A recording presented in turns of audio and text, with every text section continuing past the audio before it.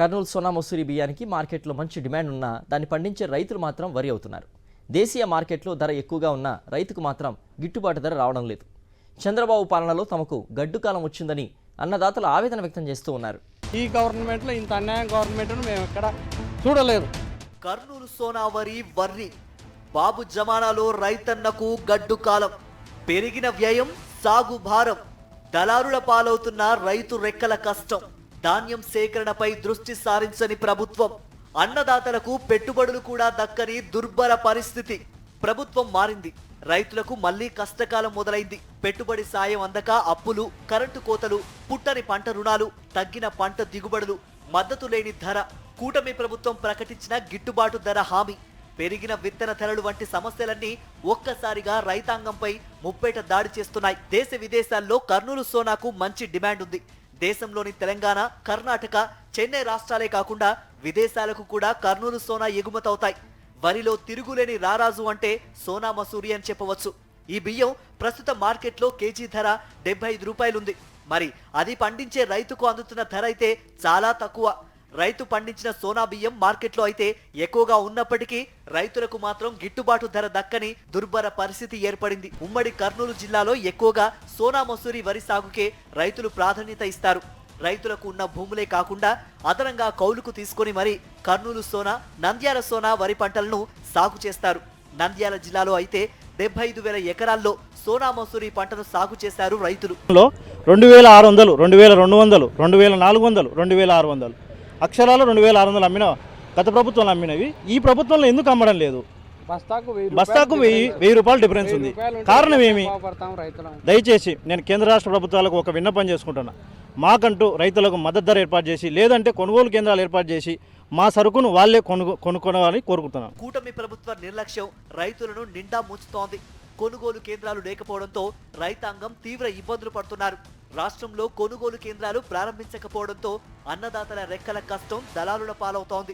ప్రభుత్వంలో 2100 నుంచి 2500 వరకు అమ్మింది. ఈ ప్రభుత్వంలో 1400 నుంచి 1500 అమ్ముతుంది. ఈ కొనుగోలు కేంద్రాలు పెట్టి కనీసం గిట్టుబాటు ధర 1800 అమ్మాల. అట్లయితేనే రైతులకు ఏదైనా నష్టం రాకుండా ఉంటుంది. ఎకరాకు వచ్చేసి 10,000 నుంచి 15,000 వరకు నష్టం వస్తుంది కౌలు రైతులకు ప్రతి ఒక్కరికి. వైఎస్ జగన్మోహన్ రెడ్డి ప్రభుత్వ హయాంలో ధాన్యం సేకరణకు ముందుగానే ఏర్పాట్లు జరిగేవి. పంట కోతలు ప్రారంభమయ్యేలోపు కొనుగోలు కేంద్రాలు ఏర్పాటయ్యేవి. అయితే రాష్ట్రంలో అధికారంలోకి వచ్చిన కూటమి ప్రభుత్వం ఇప్పటిదాకా ధాన్యం కొనుగోళ్లపై ఎలాంటి ఏర్పాట్లు చేయకపోవడంపై రైతులు ఆగ్రహం వ్యక్తం చేస్తున్నారు. ధర ఇచ్చి కౌలు రైతు బంధు ఇచ్చామన్నారు, రైతు లేదు. 20,000 ఇస్తామన్నారు, 20,000 లేదు. 13,500 జగనన్న ప్రభుత్వం ఇచ్చింది, 13,500 లేదు. ఇప్పుడు 20,000 ఇచ్చామన్నారు, అది మొండి చేయి చూపించినాడు.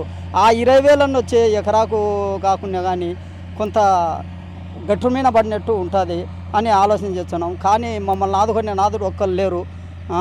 బీజేపీ అంటే బీజేపీ లేదు, పవన్ కళ్యాణ్ అంటే పవన్ కళ్యాణ్ లేడు, ఈ చంద్రబాబు అంటే చంద్రబాబు లేరు. ముగ్గురు 3 దావలు పోతున్నారు. రైతును పట్టించుకునే పరిస్థితి లేదు సార్. ఇది వడ్లను కొనుగోలు చేసేందుకు వ్యాపారులెవరూ ముందుకు రావడం లేదని రైతులు వాపోతున్నారు.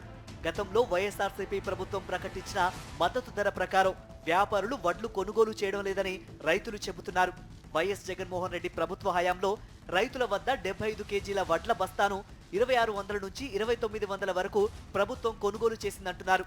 గతంలో ప్రభుత్వమే స్వయంగా రైతు భరోసా కేంద్రాల ద్వారా ధాన్యాన్ని సేకరించి రైతుకు గిట్టుబాటు ధర కల్పించిన విషయాన్ని గుర్తు చేసుకుంటున్నారు అన్నదాతలు.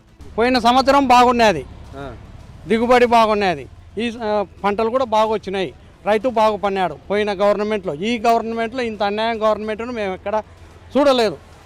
ఇంత అన్యాయం గవర్నమెంట్ అంటే కొనుగోలు కేంద్రాలు పెట్టి కొనాలి గవర్నమెంటు, అది చేయడం లేదు. ఈ ప్రభుత్వంలో రైతు బాగుపడినోడే లేడు, అన్ని నష్టాలు తప్ప. నాకు కనీసం అంటే 30 ఎకరాలకు 3,60,000 నష్టం వచ్చింది.